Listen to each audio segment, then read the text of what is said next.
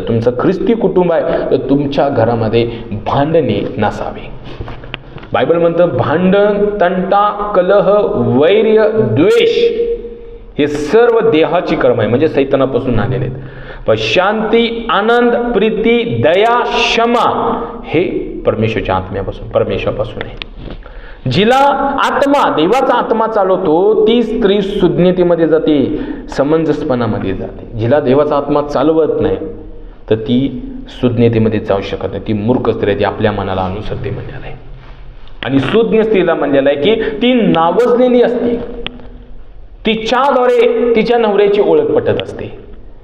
लोक तिच्याकडे बघत असताना एक आदरानं बघत असतात. बायबल म्हणते की स्त्रियांनी 2 तोंडाचं होऊ नये, पुरुषांनीही 2 तोंडाचं होऊ नये. धार्मिक पुरुषानं